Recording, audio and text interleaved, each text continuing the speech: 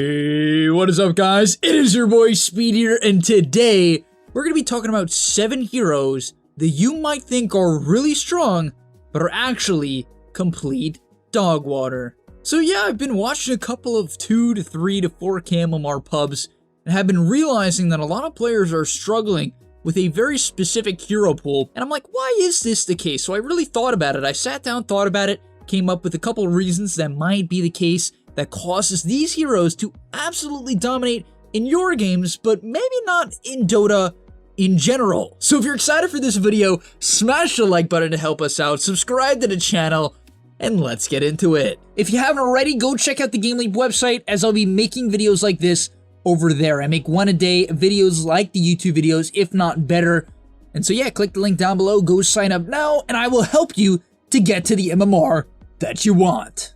Alright, let's hop into it. Alright, so first off on the list is the pub stomp support, the position 5 god, which is OGRE MAGI. Honestly, I think what comes down to the fact, you know, what's funny about this hero is that in most brackets it has an above 50% win rate. However, when you get to Immortal, the hero all of a sudden drops below 50 to 49.76% win rate, which doesn't mean it's complete garbage. I'm over exaggerating a little bit. But if you go all the way to the Herald bracket, it goes all the way up to a 55% win rate hero. Why is this the case? Why would this be the case at all? Well, the reason is because OGRE is really good at trading at level 1.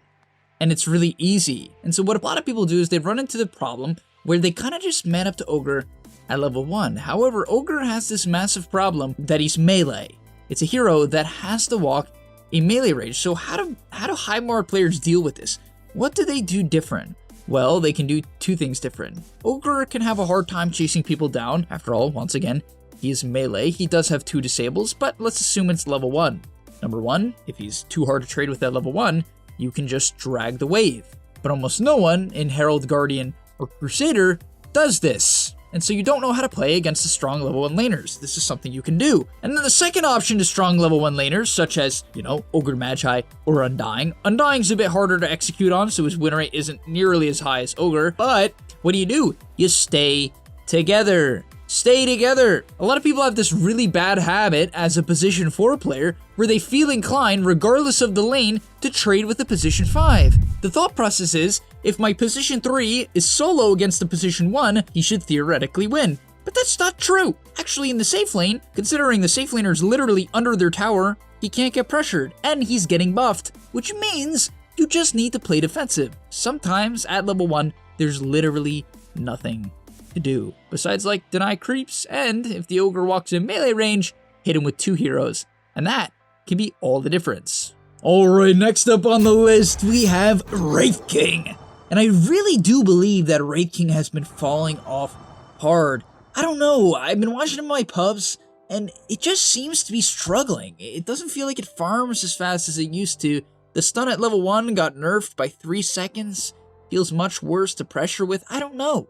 The hero just feels off to me.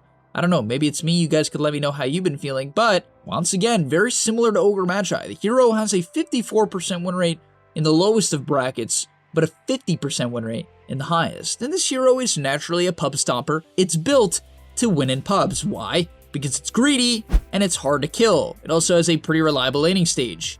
For most heroes, that's about good enough to win a lot of pub games. And what do people do wrong against WRAITH King? Well, the main one is they overcommit on him. On top of that, they don't know how to pressure the map when he's weak. WRAITH King doesn't provide much early on into the game. Yeah, his skeletons and stun and his ability to potentially defend a tower alone is very useful in the early game, but a lot of the time, you can just run around him. You can often ignore him and completely kill his team. It's very similar to the problems at Alcap, but most players struggled with this. And why is that? It's because people don't work together. Like, it's really funny, you know, ever since I've been doing the Smurf series, it's opened my eyes a little bit. Players in the lower brackets don't work together at all. There's not a single player who calls smokes. Yes, I know that's an exaggeration. Yeah, there are players who call smokes, but it's not you. It's probably not you. And that sounds harsh, but that's the reality. Almost no one does it. Almost no one calls smokes. And you might be like, Speed, is that really all, like, do you have to smoke to be coordinated? Yes! Yes, you do! You do! It is so hard. In fact, 9 out of 10 times, it is a bad play in the mid to late game to enter the enemy team's side of the map if you are not smoked. You will run through a ward, run up a hill, and get destroyed like a large percentage of the time. So just smoke, and it will work out so often. And by the way, that's specific to Wraith game because, you know, you can shut him down. Okay, next up on the list is Shaman. Dude, I hate Shaman. Not even playing against Shaman. I just feel like this hero most of the time doesn't do anything. Yes, late game, it's like, oh my god, I got disabled for like 10 seconds. But once again, the reality is, if your team has the good awareness to shut down the Shaman and to jump the Shaman, this hero is so bad. In fights, if you get on top of Shaman, he is like the squishiest support in the game. However, it's kind of like the sniper dilemma. This is one of the most useful, if not the most useful backline hero in all of Dota. What it does from the backline is ridiculous. The amount of disables this hero provides is insane. But if you jump it, you can kill it so easily. Yes, Hex is a good defensive ability, but once again, smokes and vision game is the name of the game against Shaman. But in your average pub, people don't protect themselves in this way. They just walk up hills and run into dumb areas, and then they get hexed for 7 seconds and they're like, Shaman is broken. I can't play this game. It's completely unplayable. Alright, next up on the list is WINDRANGER. This one, I know for a fact, haunts people. I'm sure that there are so many people that just despise WINDRANGER that aren't named Suraction Slacks. And this hero, it makes sense. It's a solo kill god. WINDRANGER just kills anyone in a 1v1. There's very little exceptions to this rule. But there are exceptions to the things that kill her that people kind of overlook. Number 1, you can dispel Windrun, Eul Scepter, Oracle Q, Shadow Demon ult. All of these things purge WINDRANGER. And so when you're against WINDRANGER, consider these things. Also, Blade Mail is good against her too. That's not a purge. But Euls, you can buy Euls. Let's say you're a hero that can literally just, you know, afford to buy Euls. Sometimes you just either can't afford it or your hero really doesn't want to buy it. But it's a great counter to win. If she Windruns, you cancel it and she loses kill potential and she loses her ability to disengage. It's really a large portion, if not her, like, without Windrun, if you replaced Windrun with like a 300 damage nuke stun, like another stun, her hero would be so much worse. I guess 2 stuns would be pretty broken, but you get the point. And what else can you do to counter her? Well, you can gank her in the early game. WINDRANGER doesn't usually have a lot of points in Windrun up until like 15, 20 minutes into the game, and so the hero kind of just dies like a bot. The thing is, once again, I know a lot of the time I'm coming back to this point of coordination, but it's kind of like a main theme of this video. The reason why a lot of Lomar players stay in their bracket is that they're so frustrated by their teammates' small mistakes, and they're so worried that people won't listen to them or get angry if they make a call, or they just don't think about it or care. There's a plethora of reasons why people don't work together. I mean, there really is so many reasons, which is why it almost never happens. But if you work together and you cast nukes on WINDRANGER in the early game, she rarely lives. It really is a massive dilemma with the hero. Windrun is good for escaping when you have like Axe BKB and like you can kite around, but in the early game, 1 lion stun and she's just gonna die most of the time. And yeah, obviously it depends on the matchups, depends on the heroes you have, but look at the heroes you have, say, who nukes? And go kill the Wind. She has like 1,000 HP for most of the game. Just go kill her. Next up on the list is WARDEN. He's just sniper. I'm really not going to go too much into it. I just think he's the better sniper right now. I guess I could say sniper and WARDEN, but they stay in the backline and they're really hard to deal with. Also, one thing that players struggle with really hardcore and lower brackets, the average brackets, is split pushing. It's very difficult. Players, you know, having the coordination to not group up is very difficult. Why? Because people are really afraid to be alone. It's funny. I know it's like I just said people don't coordinate. But when I say coordinate, let me really make sure you guys know what I'm talking about, because I think a lot of the time people skew this in the wrong way, and they're like, we need to group up. I watched a gameleap video, and he told me that we don't coordinate enough. And, no, it's not that, you know, like, I think there's a lot of players who are very good at Dota and do a lot of things correct, but what's up happening is that instead of making, like, quick smoke plays, quick pickoffs, like 2-man smokes, 3-man smokes, 4-man smokes, it's often just like running down lanes at a tower because people don't know what else to do. And often the correct answer, like the best solution, is to just smoke up and go down a side lane or like sit behind a creep wave with a smoke.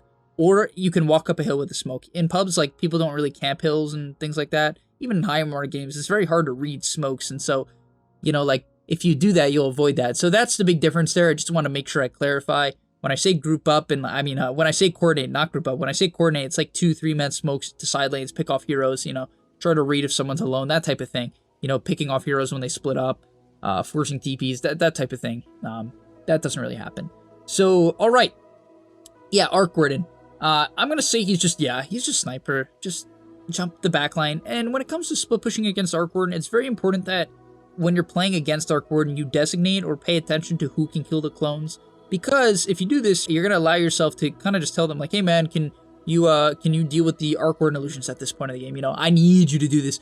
I can't do it myself. I'm getting solo killed by this Gleipnir, and it's really annoying. Next up is the hero, dude. I swear, every time I talk about, like, heroes that just, like, stomp pubs, it's like Underlord, you know? Underlord is everywhere, but he's not as good as he may seem. The reason why he's so good, and I swear, this is gonna blow some of your minds, is because people don't split up in fights. Yeah, you know how I talked about people suicide down towers? You know who counters that maybe the hardest in all of Dota? Yeah, the answer is Underlord. That is why this hero wins games. It's because people smash their heads into towers. So when you're against Underlord, or Arc Warden, or Sniper, or Shaman, do not walk up to the tower. You are going to die. Especially against Underlord. You are going to get trapped. You're going to get nuked down. It's going to come up again in 10 seconds because the spells are really low cooldown, and you're going to die. You know what you're going to do, especially when he starts nuking you? You're going to get angry. This happens to a lot of players. They get angry. They're like, "Arr, I can't believe you're nuking me. I'm losing my HP for nothing." And then they dive him. And you know what happens when you dive? A 1500 HP hood Underlord, you die yourself. It doesn't work. It just won't work. It's not going to work. And so instead, how do you solve this problem? How do you avoid this? I know I'm going to sound like a broken record, but fight in the jungles. This concept is so incredibly underused, it's mind-blowing. And you might be saying to yourself, not true. I fight in the jungle all the time, Speed. It's less than you think. Really, something I highly recommend you guys do if you're trying to get better. Watch pro teams and watch where they fight. Watch where they fight. And it's really a good point, and it's a good tip, because in Dota, it's not necessarily something you would, like, if you're getting into the game, it's not the first thing you would think of. It's not like the most important thing you would think of when it comes to fighting. It's like where you fight. The things you would think about is like, what items do I have? That's actually the main one. That's why when people flame, 90% of the time it's about items, because it's the easiest thing to notice. It's the thing that's most recognizable, because, you know, you click on someone and that's what you see. You're going to see their items. You can't, like, look back at the game and say, you walked up this hill when you shouldn't have, or, you know, sometimes people do that, but it's much, much, much less common than, why did you buy Yules instead of BKB, you dump?